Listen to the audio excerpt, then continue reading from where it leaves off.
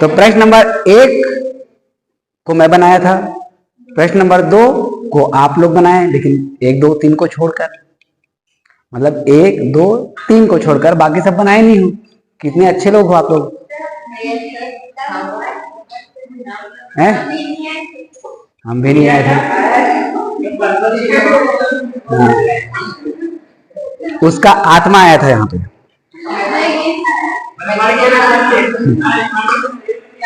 हाँ, यमराज जी के साथ आए थे उसके आत्मा। चलो ठीक, तो बना लेना। वैसे प्रश्न को बनाने का फायदा ये होता है कि हम उस प्रश्न के स्टेप्स को अच्छे से याद रख लेते हैं, है ना। अब प्रश्न के स्टेप ही उसका फार्मूला रहेगा, मैं आपको बोला था। अब आपको कल के जो प्रश्न था उसमें हमने निकाला था दर। आज के जो प्रश्न है उसमें हम निकालेंगे किस्त की राशि। तो जो चीजें आपको नहीं मिला है, दर नहीं मिला था तो हमने आर मान लिया, यहाँ पर किस्त की राशि नहीं मिला रहेगा तो हम किस्त की राशि को मान लेंगे एक्स। स्टेप एकदम सेम टू सेम चलेगा जैसे हमने कल बनाया था। स्टेप में कोई अलग बदलाव होने वाला नहीं है, केवल और केवल आपका अंक बदलेगा। और किस्त की राशि नहीं दिया है तो किस्त की राशि को हम एक्स मान के चलेंगे, तो वहां पर वो थोड़ा सा बदलेगा, लेकिन स्टेप जैसा है वैसे का वैसे चलता रहेगा। गुणा करने की संख्या थोड़ा सा बढ़ जाएगा, ठीक है, लेकिन प्रोसेस सेम टू सेम। इसीलिए कल बोला था कि इनको एक बार नहीं 2 बार बनाओ, 3 बार बनाओ, ताकि स्टेप आपका याद हो जाए। स्टेप ही उसका फार्मूला का काम करेगा। लेकिन आप लोगों को कहाँ करना है, आप लोग तो हमारे हीरो बच्चे हो, मत बनाओ। चलो देखो, तो क्वेश्चन नंबर 3 बताओ क्या कह रहा है।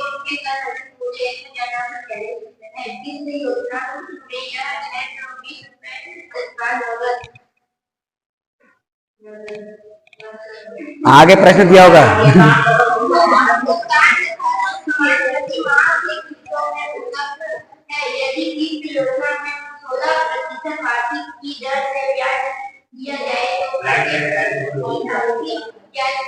चलो ठीक, प्रश्न में क्या बोला गया है, सब चीजें दिया अब इसमें ना।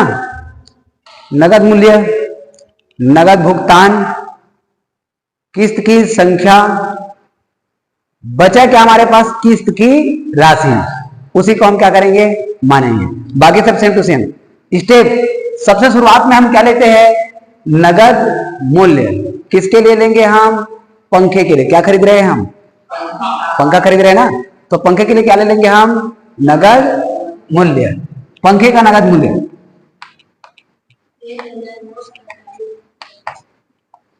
नगद मूल्य 1940 रुपए। अगला नगद भुगतान किए है क्या, नगद भुगतान कितना किए हैं, 620। नगद भुगतान के बाद हम क्या निकालते हैं, क्या निकालते हैं, शेष राशि। शेष राशि क्या होता है, कुछ समझ में आया बात। मूल्य कितना था, 1940, और तुरंत कितना दिया, 620। इतना मूल्य था, तुरंत उन्होंने कितना दिया, 620। तो देने के लिए कितना बचा, वही होता है शेष राशि। तो शेष राशि क्या निकल जाएगा, 1940 माइनस 620। शून्य में शून्य घटा शून्य, 4 में 2 घटा 2, 9 में 6 घटा 3, यहां पर का 1, 1320 रुपए। यहां तक समझ में आया। अब आपको क्या करना है, किस्त की संख्या कितना दिया देखो, किस्त की संख्या, कितना किस्त की राशि, वो नहीं, किस्त की संख्या देखो, कितने किस्त में वो पैसा जमा करता है। 2 समान किस्तों में ऐसा बोला है ना, मतलब किस्त की संख्या कितना हो गया, 2। अब किस्त की राशि हमको नहीं दिया है तो हम उसको मानेंगे, माना किस्त की राशि, किस्त की राशि नहीं दिया तो हम क्या मानेंगे, एक्स। देखो प्रश्न में आपको स्टेप बाय स्टेप जैसे हमने बनाया सेम टू सेम चल रहा है। फर्क बस इतना हो गया कि यहां पर संख्या दिया हुआ था 220, 110, 125, जो भी, वो ना दे के हमको अब क्या मिल गया है, एक्स। मुझे बताओ किस्त की संख्या और किस्त की राशि मिलने के बाद हम क्या निकाले थे, किस्त में देय राशि, यही लिख लो, कुल किस्त में देय राशि।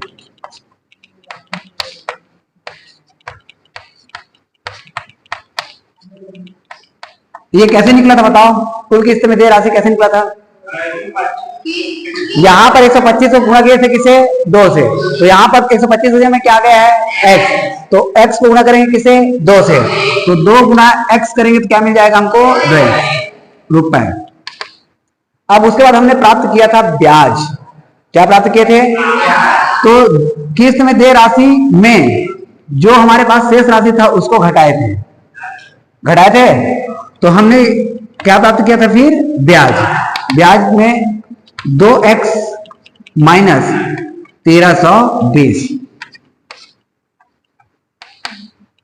इसीलिए बोला था कि स्टेप बाय स्टेप हमको हर एक क्वेश्चन जो बताए मिलना है, स्टेप से याद रख लो, क्वेश्चन बन जाएगा ऑलरेडी। अब ब्याज के बाद हमने निकाला था पहले महीने का मूलधन।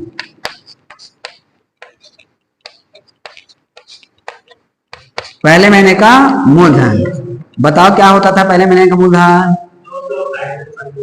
बता। इसमें का मूलधन सबस शेष राशि ही क्या कहलाता है? हमारा पहले महीने का मूलधन। तो शेष राशि मतलब हमको कितना प्राप्त हुआ है? 1320 रुपए। दूसरे महीने का मूलधन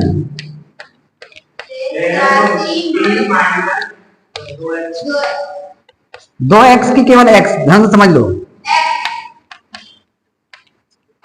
दूसरे महीने का मूलधन क्या आएगा? शेष राशि माइनस किस्त की राशि। किस्त की राशि मतलब कौन? x।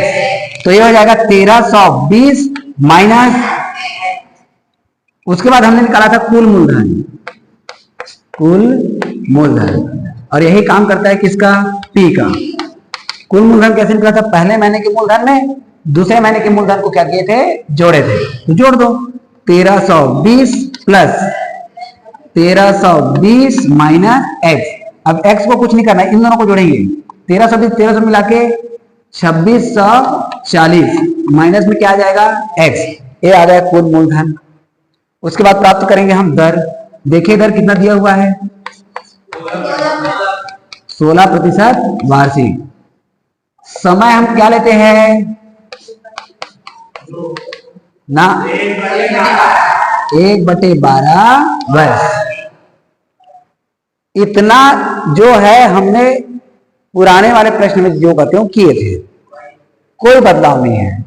अब बात आता है अगला स्टेप, क्या किए थे बताओ? साधारण ब्याज। बताइए कितना मिला है साधारण ब्याज हमको? साधारण ब्याज मतलब केवल हम जो कहते हैं ना ब्याज, इसकी बात कर रहे हैं। ब्याज कितना मिला है? 2x minus, very good, 2x minus 1320। साधारण ब्याज का सूत्र क्या होता है? बटा में 100 बराबर 2x माइनस 1320। चलिए भाई आगे बढ़ते हैं, मान रखते जाते हैं। p का मान 2640 minus x, very good, 2640 minus x गुना t का r का मान 16, t का मान 1 और गुना में पहले से क्या दिया हुआ है? 100 बराबर में 2x माइनस 1320। आगे बढ़िए, कटाते इसको, देखो 4 चौक 16, 4 तिया 12, 4 एकम 4, 4 दूनी 8, 4 शून्य में क्या है? 4 शून्य शून्य, यहाँ पर दो नहीं बचा था, तो 4 पंचे 20। क्या क्या मिला? इनका गुणा आप करेंगे एक के साथ तो यही आएगा, मतलब कौन? 2640 माइनस x बटा में यहाँ पर का 25, यहाँ पर का 3, 25 तिया 75 बराबर में 2x माइनस 1320। 75 भाग से क्या करेगा? गुणा। चलिए इधर क्या बचेगा फिर? 2640 माइनस x बराबर 75 दूनी 150, x माइनस 75 शून्य में शून्य, 75 दूनी 150 होगा कि नहीं होगा रे? 150 का शून्य, अब इधर डाल रहे हैं ना, ध्यान से समझना, उल्टा कर दिए। 75 शून्य में शून्य, 75 दूनी 150 का शून्य, कितना बच गया? 15। 75 तिया कितना होगा? 3 पंचे 15 का 5, 3 सत्ते 21 और 1 22, और हासिल कितना बचा हुआ था 15, 5 5 10, 2 और 1 3, 3 और 1 4, यहाँ पर कितना आ गया 2, तो 240 का शून्य, हासिल कितना बच गया 24, और 75 एकम 75, 75 और हासिल मिला के 24 को 99। हेलो, मतलब हमको 26 से गुना कहाँ गए, 75 गुना 1320 करेंगे तो कितना प्राप्त होगा 99,000। देखो आपको 75 का पहाड़ा पता है, कितना बड़ी बात है, सोच के देखो, वाह कितना इंटेलिजेंट हो आप लोग यार। चलो देखो अब हमको मान किसका निकालना है, x का, तो ये x वाले को ले जाइए उधर, माइनस हो जाएगा प्लस, और ये भी माइनस इधर आके क्या हो जाएगा प्लस, मतलब x वाले को एक साइड रख देंगे, जिसमें x नहीं उसको एक साइड, तो इधर क्या बचा हुआ है 2640 प्लस 99,000 बराबर 150 x प्लस में x। अब इसको जोड़िए और इसको भी जोड़िए, कितना आएगा, शून्य और शून्य मिला के शून्य, 4 शून्य मिला के 4, 6 शून्य मिला के 6, 2 और 9 मिला के 11 का 1, 9 और 1 10 बराबर में 151 x। अब x का मान निकालना है, तो 151 इधर कर रहा है गुणा, इधर जा क्या करेगा भाग, करा दो भाग, तो ये हो जाएगा 10164 के नीचे में 151 बराबर में x। अब क्या करेंगे, अब पहाड़ा बनाएंगे किसका 151 का। चलो भाई पहाड़ा बनाओ, आता है कि नहीं आता पहाड़ा बनाने, चलिए इतना बड़ा ब्लैक बोर्ड है, इसका यूज करते हैं अब हम। 151 गुणा 1, 151 गुणा 2, 151 गुणा 3, 151 गुणा 4, 151 गुणा,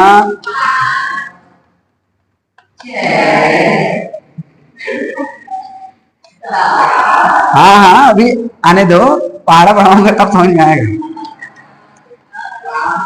हाँ इतना सुरीला आवाज तो किसी गायिका का या गायक का नहीं होता होगा ना। चलो वाह इतना फास्ट, 2 एकम 2, 2 पंचे 10 का शून्य,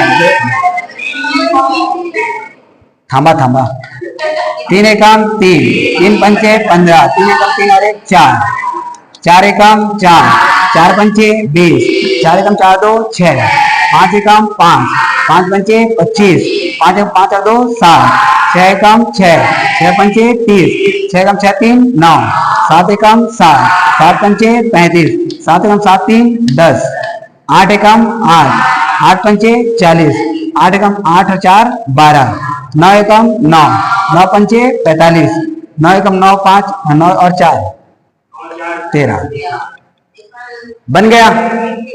अब भाग करते हैं, अच्छे से ध्यान से समझना, 1 0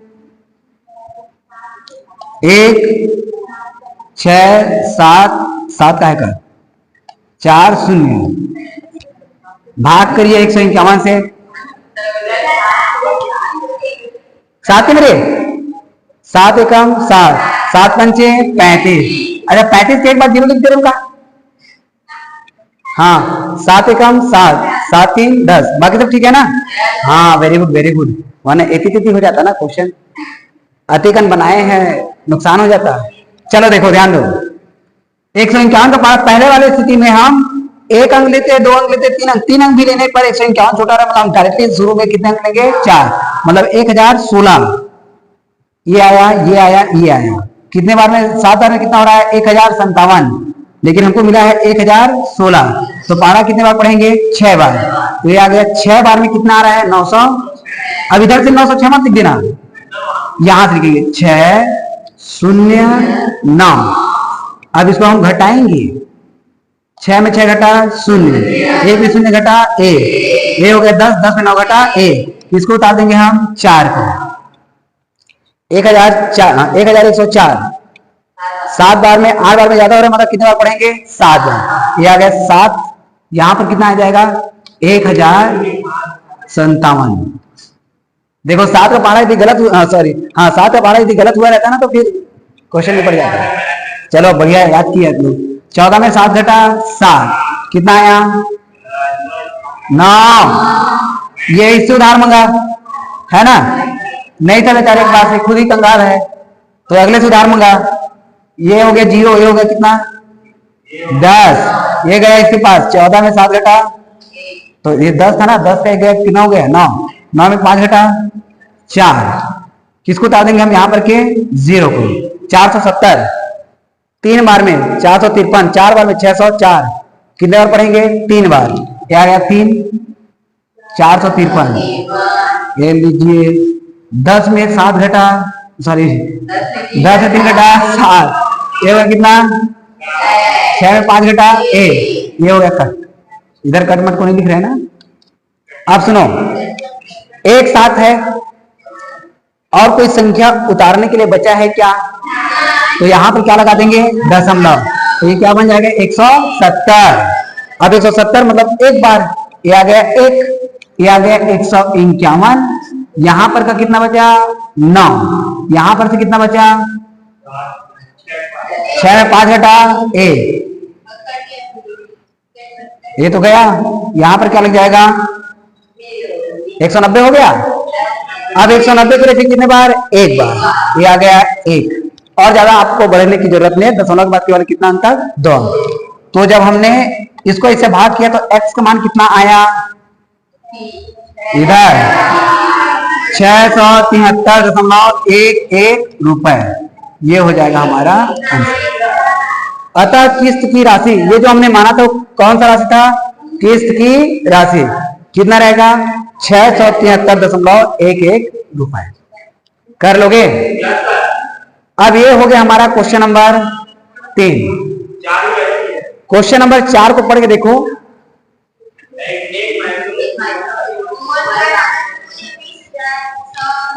20,100